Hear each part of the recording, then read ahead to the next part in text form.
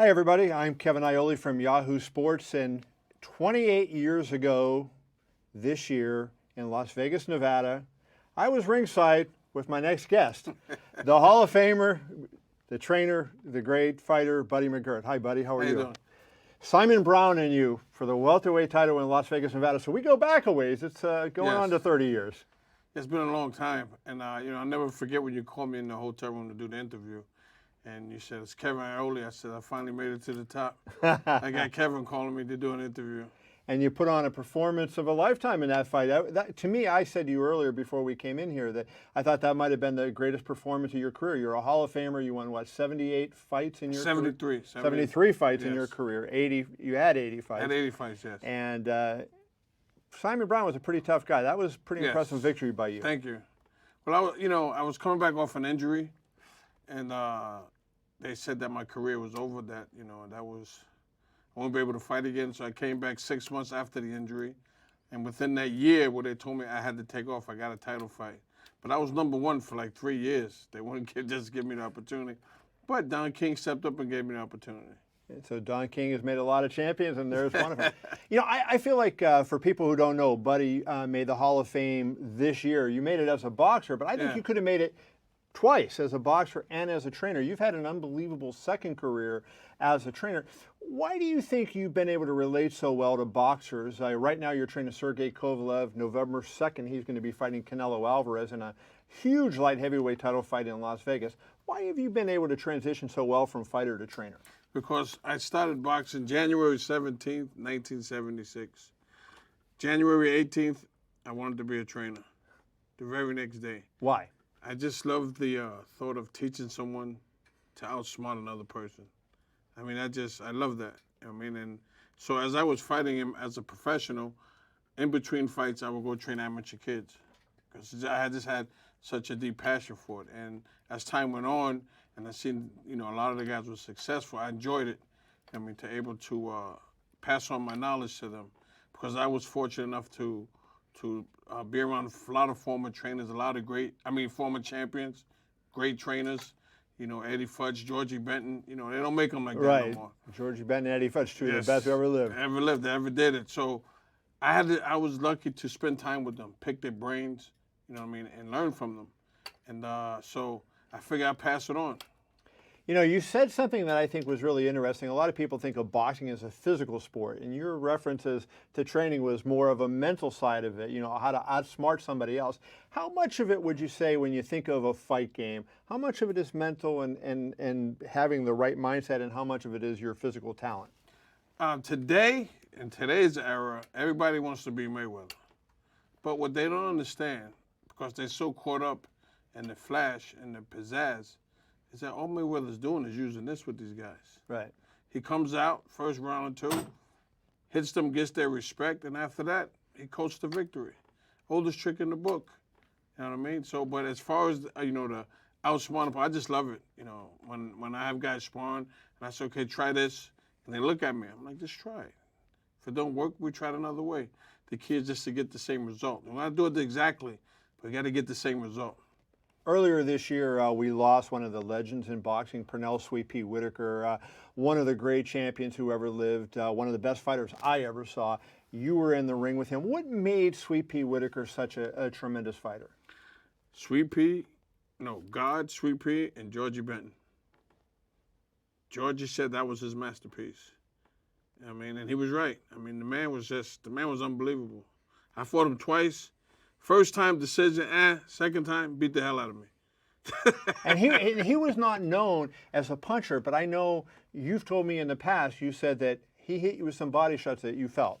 Oh, believe me, he wasn't a good puncher today. It might sound crazy, but when he hit you to the body, he placed those shots well. And you knew that, you got to get out the kitchen. It was too hot.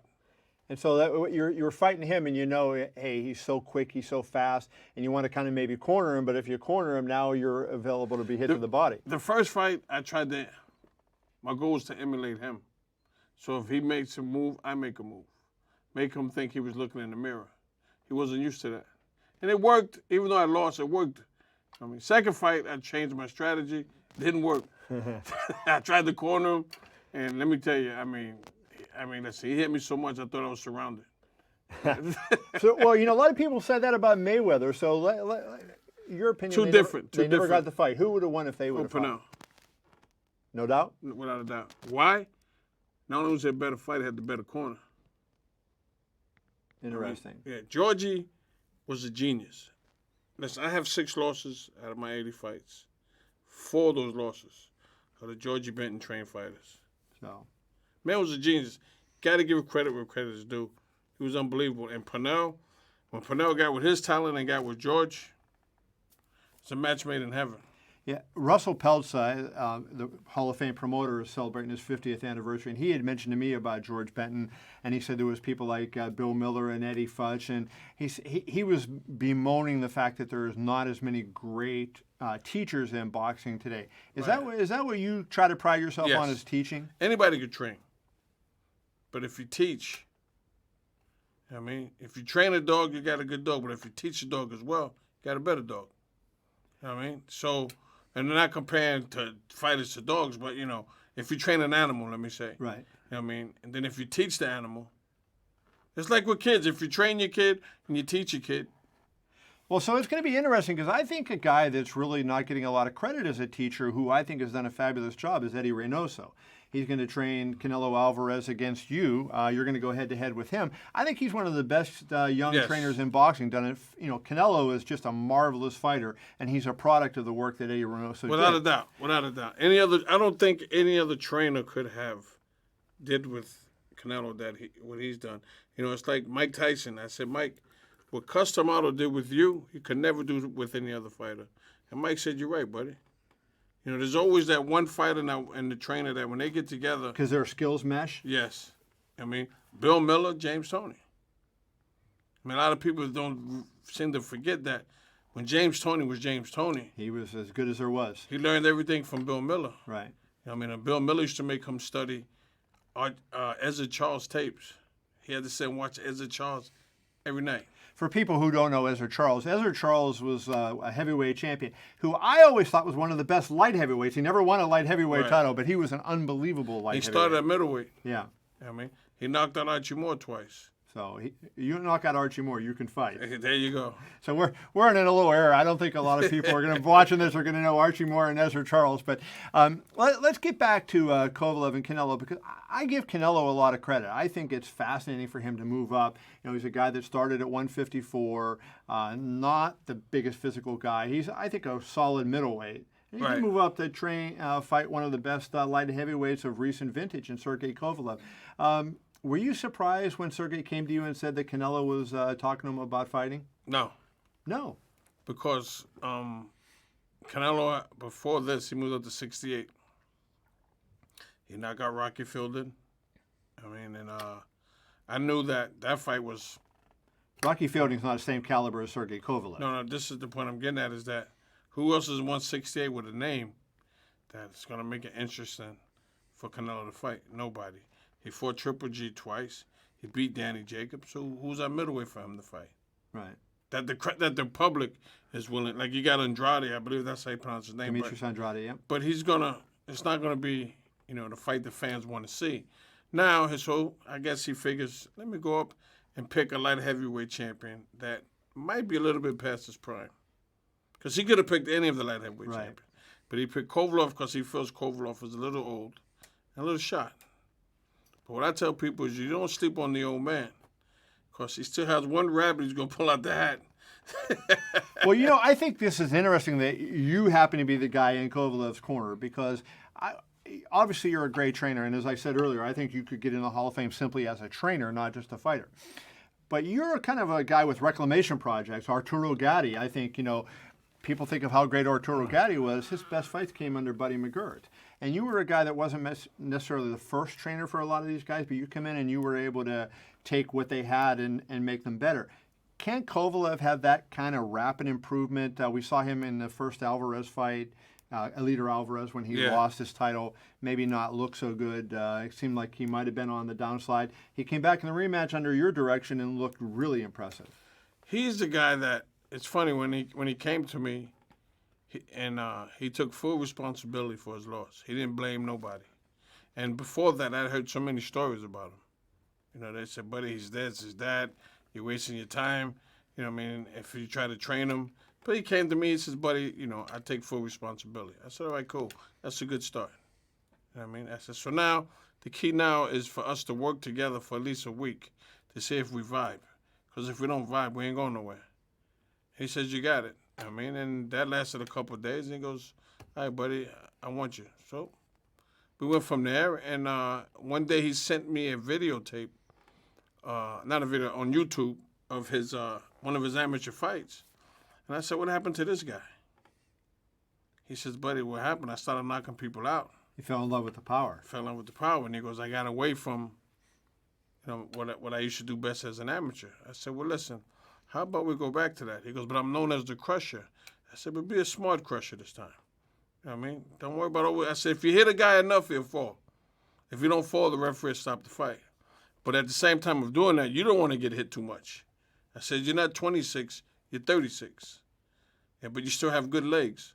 So now you got to use those legs and be smart. So Kovalev, I thought, gave a pretty clutch performance against Anthony Yarde. He won the WBO, or kept the WBO light heavyweight title at the end of August. But that was a brutal fight. He almost got stopped at one point in that fight. A tough fight. A 36-year-old guy fighting at the end of August. Can he realistically get back by November 2nd and be prepared to fight a guy the caliber of Canelo Alvarez? You know what works in our favor? We don't have to work hard to get in shape. We don't have to worry about losing a whole lot of weight.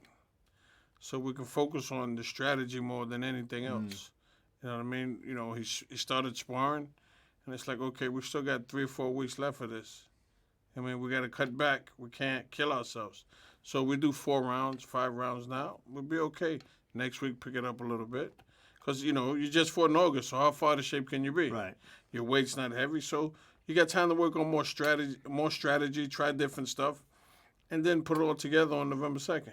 I think a large part of the strategy is going to have to be how do you negate Canelo's body attack? Because, I mean, I think Canelo may be an underrated part of his game, maybe not underrated now, people looking at his body work. And you got to make him pay. Yeah. And as the old timers would say, when in doubt, stick it out. So he's got to get past the jab to get there. Right. And we got to keep that jab in his face all night long. He against Andre Ward, Kovalev fought Andre Ward. The first time, you know, people thought it was a close fight. The second time, Kovalev was stopped in that fight, and some people thought he might have quit. I didn't see the second fight. Oh, you didn't see it? Okay, so I won't ask you about that. But let's just go on. Do you think Kovalev used the jab effectively against Andre Ward? Because that was a punch that a lot of people said going into the first Andre Ward fight was going to be an important fight for Sergey. Well, the first fight he used a straight right hand, and I thought he won the fight. You know what I mean? But you're fighting Andre Ward, so you know what I mean? The second fight, like I said, I didn't see. And then after that, he had a few fights. He won back the title and was knocking everybody out again and got comfortable doing the same old thing again. And it's like, you know, what you got to understand is a lot of fighters understand. You get a certain age, I mean, you can't pull the trigger as quick as you used to. So that's when you got to use this more. You've had an eventful year, and there was an unbelievable tragedy earlier this year. Maxim Dadashev, who you were working for, passed away, unfortunately, from an injury in a fight. I had been ringside for 7 fighter deaths. I had one fighter fall through the ropes and fall on me when I was sitting at ringside, and it's something that I never want to see again. As a trainer, how has that affected you, and how has it changed what you do working with your other fighters? You know, it's funny you say, in the Kovalev fight, when he was getting hit, one of the cornermen handed me the towel. I said, throw it in. But some said, nah, buddy, you only got 10 seconds. And he was trying to grab Yarde, and he lasted the 10 seconds. And the first thing I did was look at his legs when he came back to the corner. He still had his legs. And when he sat down, I says, I'm going to stop the fight. He goes, no. He goes, I got him. He's tired now. So I said, okay, well, show me something. He says, I got him, buddy. Don't worry. And he went out and, you know, he handled his business. And the reason that happens, he got lazy. He was winning the fight easy, and he fell asleep, got lazy, and Yarde got inside and, you know what I mean, had a chance. I mean, he stepped on the gas, but then took his foot off the gas. You know, Yarde should have kept his foot on the gas, but, you know what I mean, but at the end of that round, starting the 9th round, his gas tank was gone. The night that of Maxim's fight that he passed away. My colleague Armando was watching the fight on TV, and he texted me, and he said his text was, Buddy McGirt just saved Maxim Dadashev's life. And I think a lot of people were praising you at that point for what you had done. How difficult has it been to go on when have you been haunted by thoughts of should I have stopped it earlier? You know, has that come across your mind? It came across my mind, you know, but at the same time, I just, you know, you just really can't let it stop you from doing what you have to do. Right. You know, like I tell myself now, it's a good thing I listened to my instincts in the Kovalev fight. Right. Because if I would have stopped it, I wouldn't be sitting there now talking to you. You know, Kovalev wouldn't be getting this opportunity. So, you know, I went with my gut instinct. And the Max fight, I wanted to stop it the round earlier.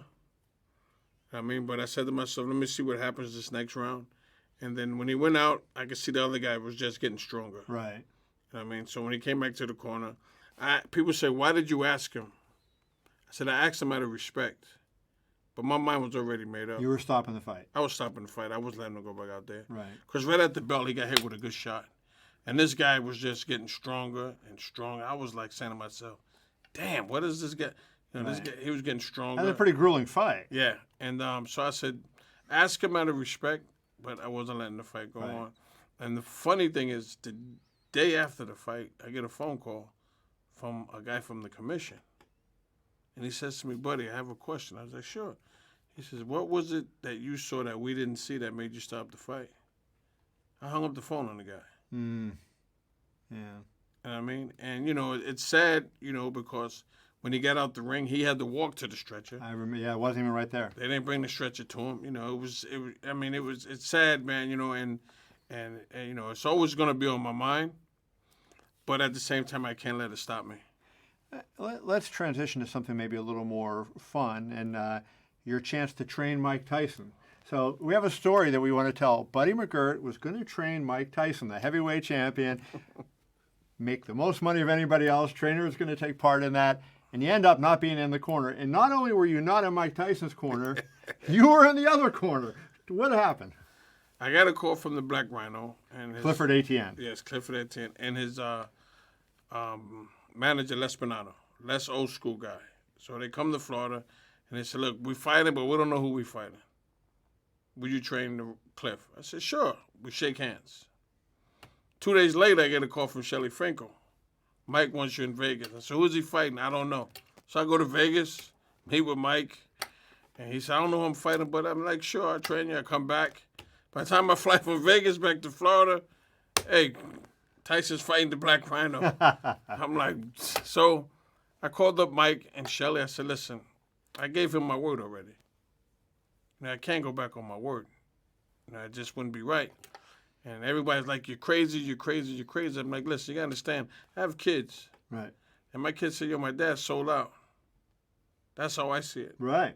You know what I mean? I try to make them understand, if you give somebody your word and you shake, especially if you shake hands.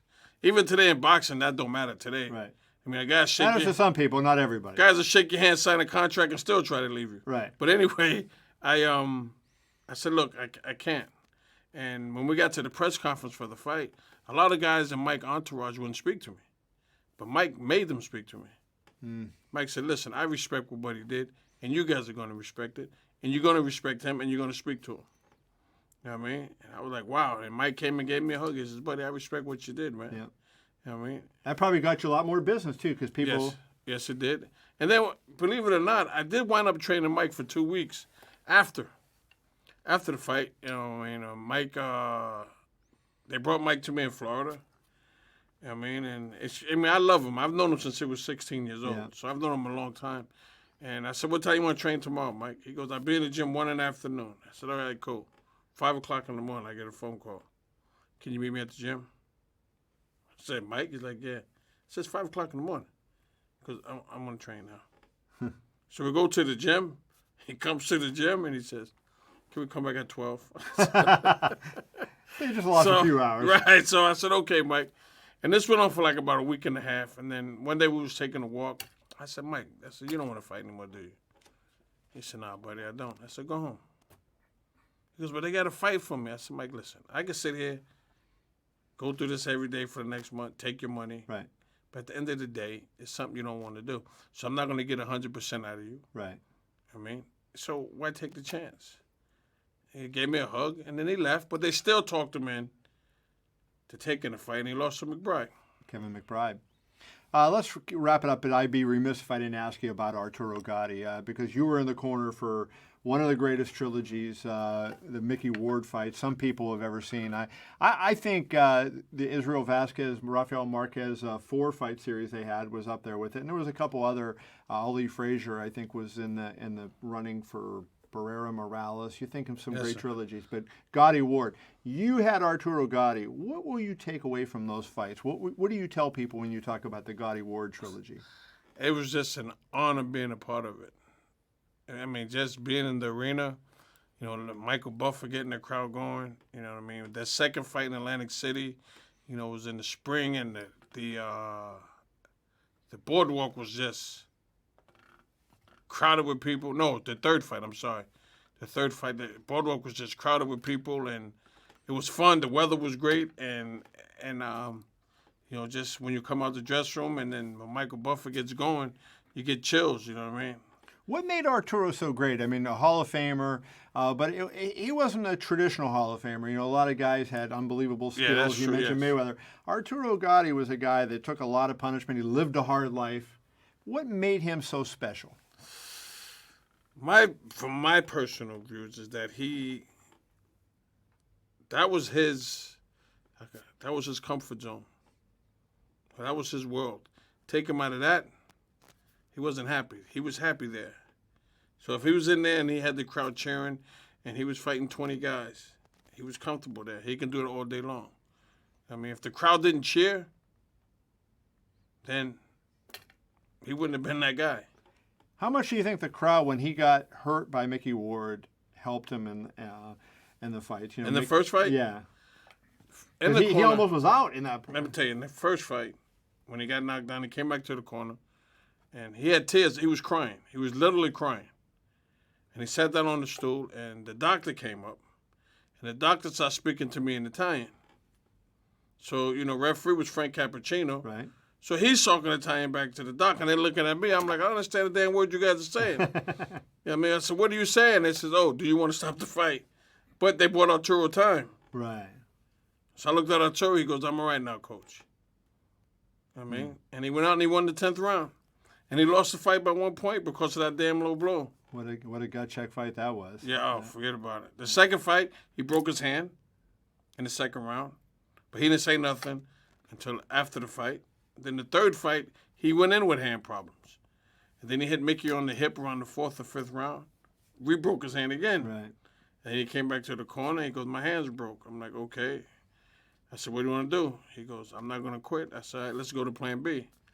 And because he had told me that in the second fight when he broke his hand, once his adrenaline started flowing, he was able to use it again. Right. So I figured in the third fight, if I keep his mind off the hand, once his adrenaline got flowing, he'd start throwing it again. And that's what happened, and he pulled it out again. Unbelievable. Well, Buddy McGirt, it's been a pleasure. You have so many good stories we could go on. We should do a sequel to this. I appreciate you coming Thanks in, my for having friend. me, Kevin. I appreciate it. Thank you. Thank you very much.